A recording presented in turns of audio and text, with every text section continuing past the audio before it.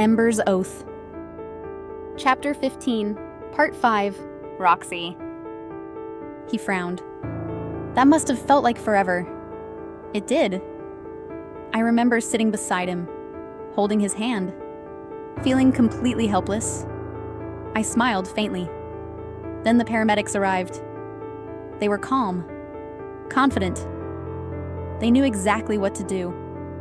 I looked down at my hands. Watching them save him changed something in me. I knew what I wanted to do after that. Ember didn't interrupt. He simply listened, just like he always did. My granddad lived another 9 years. He got to see me qualify. He even insisted on being my first practice patient. I laughed quietly. He complained the whole time. "You're squeezing the blood pressure cuff too tight," he'd say. Ember laughed with me. "Sounds like someone I'd have liked." "You would've." He never met a stranger. He'd make friends with absolutely anyone. Ember nodded. "I know a few people like that." I smiled. "I've noticed." His phone vibrated in his pocket. He glanced at it before muting the call. "You don't have to ignore it." "I know. But right now," he slipped the phone back into his pocket. "I'd rather be here." The words caught me off guard. "You sure?" He nodded. "If it was urgent, they'd call again." As if the universe had heard him, the phone immediately started vibrating for a second time. He sighed dramatically. "I may have spoken too soon." I laughed. "You definitely did." He answered this time. "Ember." His expression relaxed slightly. "Oh, it's you." I couldn't hear the other voice, only Ember's side of the conversation. "Yeah, she's here." A pause. "I'll ask." Another pause. Then he looked at me. "It's Viv." My eyebrows lifted. "Everything okay?" He nodded. "Noah wants to know if you're having fun." I couldn't help laughing. "Seriously?" "He also wants to know..." Ember listened for another second before grinning. "Whether motorcycles can fly?" I laughed so hard I had to wipe a tear from the corner of my eye. "Tell him..." "Only if the writer believes hard enough." Ember repeated my answer. There was a brief silence. Then he burst out laughing. "What?" He looked at me. "He says he believes enough for both of us." "That sounds like Noah." "It really does." He ended the call, slipping the phone back into his pocket. "They're all fine." I smiled. "I'm glad. They're probably halfway through every board game in the clubhouse by now." "Poor Blaze." He laughed. "He's definitely losing." "I thought he was injured." "He is. That won't stop Noah." The breeze picked up slightly. A hawk circled high above the valley. Everything felt impossibly peaceful. "So?" I said quietly. "Thank you." He looked over. "For what?" "For bringing me here. For getting me on a motorcycle. For making me forget." I paused. "Even if it was only for an hour." His smile was small, but genuine. "You're welcome. I think everyone deserves a little peace." I looked back across the valley. So do I. Neither of us noticed the faint crunch of gravel somewhere beyond the trees, or the blue pickup easing silently away from the opposite ridge. Its driver had seen enough. He started the engine, turned onto the forest road, and disappeared back towards Rapid City. Unseen. Unknown. Already planning his next move. I stood at the overlook for another few minutes, trying to memorize every detail. The endless green of the Black Hills, the gentle breeze through the pine trees, the sound of birds somewhere overhead. It was the kind of place that made the rest of the world feel far away. Ember slipped his helmet back on before handing me mine. "Ready?" I smiled. "I think so." "You think so?" "I mean..." I laughed. "I survived the first ride. I suppose I should quit while I'm ahead." He chuckled. That's one way of looking at it. I fastened the chin strap beneath my chin. He checked it without saying a word, making sure it was secure. You really can't help yourself, can you? He looked at me innocently. What? The safety checks. I'd be a terrible firefighter if I skipped them. You'd be a terrible biker too. Exactly. I climbed onto the motorcycle much more confidently this time. When I settled into the seat behind him, I didn't hesitate. My arms slipped naturally around his waist. He glanced back over his shoulder. See? What? You're already more comfortable. I suppose I am. You also didn't ask if you were going to fall off. I smiled. I'm starting to trust your driving. Only my driving? I laughed. For now. He placed a hand dramatically over his chest. I'm wounded. I think you'll survive. I've heard that somewhere before. The engine came to life beneath us, the familiar rumble making me smile instead of tense. We rolled away from the overlook and back onto the winding road. This time, I wasn't watching the road directly in front of us. I was looking around. Really looking. Sunlight filtered through towering ponderosa pines. Granite outcrops rose from the forest floor. Every bend revealed another breathtaking view. I finally understood why people traveled hundreds of miles just to ride through the Black Hills. The journey itself was the destination. After 20 minutes or so, Ember slowed again. This time, he pulled into a small roadside cafe built from weathered timber. Several motorcycles were already parked outside. A couple of hikers sat on the wooden porch, drinking coffee. This place is lovely, I said as I climbed off. It's one of the best places around. You've been here before?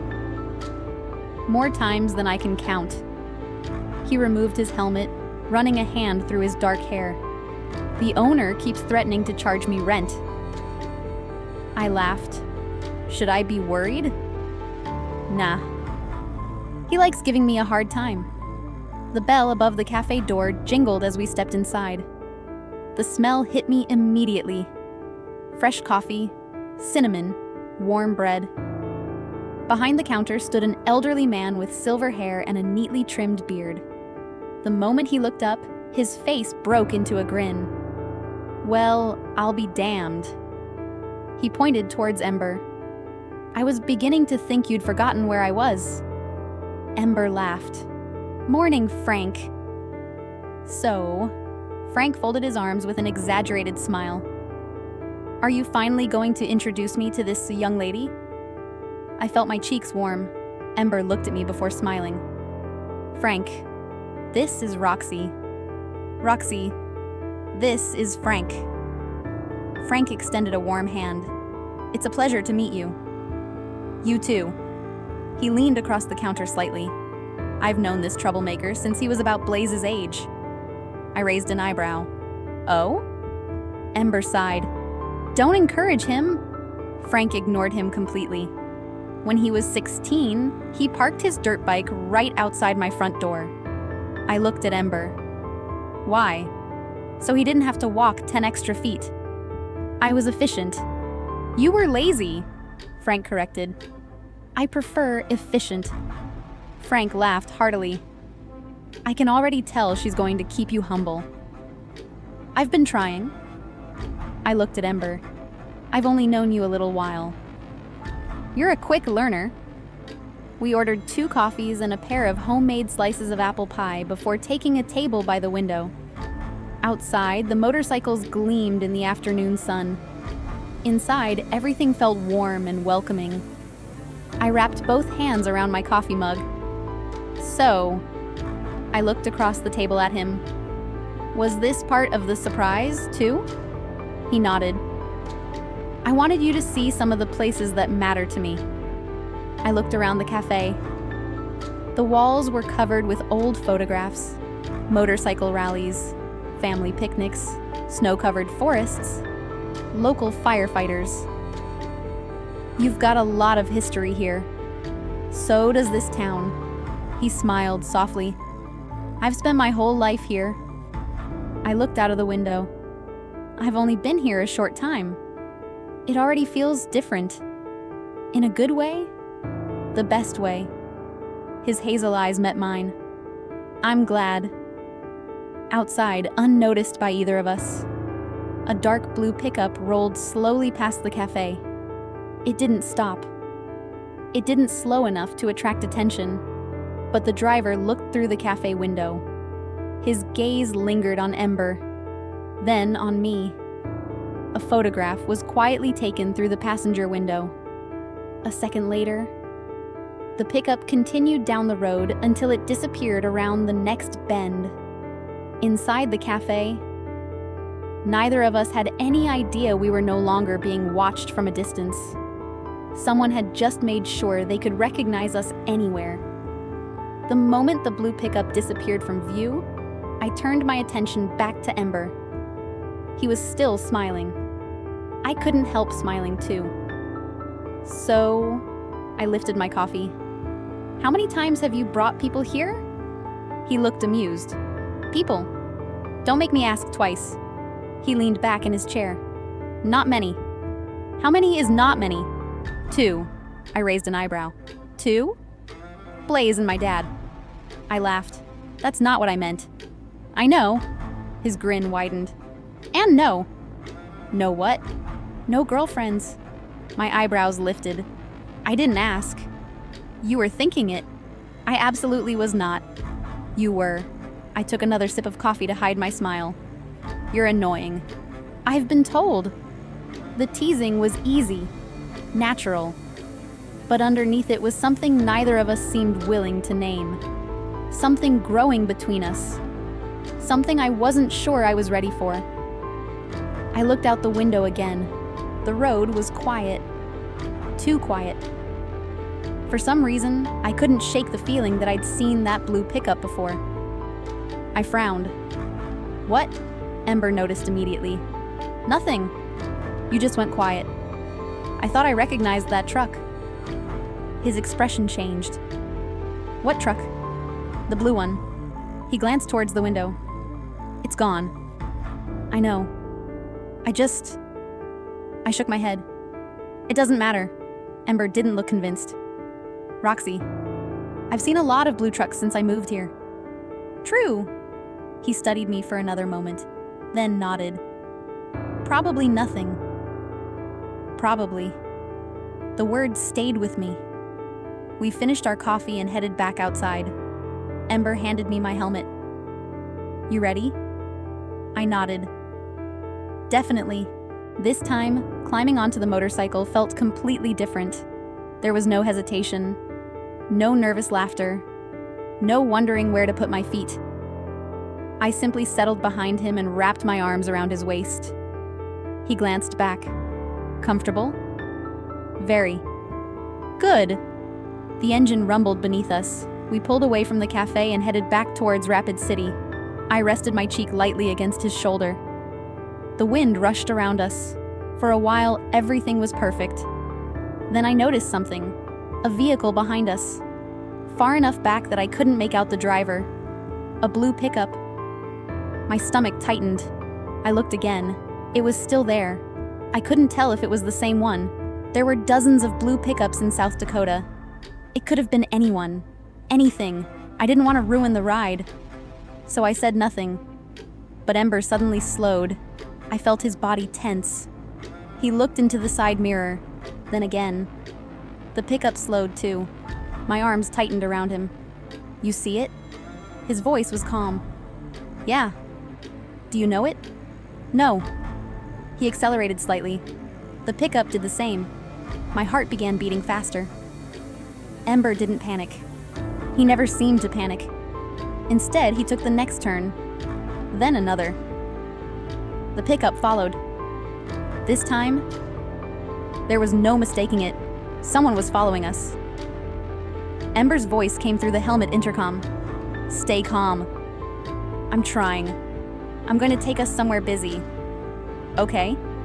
He increased his speed just enough to put distance between us. We turned onto a wider road where traffic was heavier. The pickup remained behind us. Then, it suddenly changed lanes, accelerated, and disappeared down another road. I stared after it. Where did it go? Don't know. Was that the same truck? I don't know. He pulled into a busy petrol station and killed the engine. For several seconds, neither of us moved. Then he turned around. Are you okay? I nodded. I think so. He removed his helmet. So do I. But his expression had hardened. We're not going straight back to the clubhouse. My stomach dropped. Why? Because if that was the same truck, he looked towards the road. I don't want them knowing where we're going. I swallowed. What do we do? He reached for his phone. I call Stone. I nodded. And for the first time since we'd left the clubhouse, the peaceful feeling was gone. The ride that had started as my first taste of freedom had just become another reminder. The danger hadn't stayed behind. It had followed us into the hills. And this time, it had followed us straight to Ember. The story isn't over yet. Join me in the next chapter of Ember's Oath.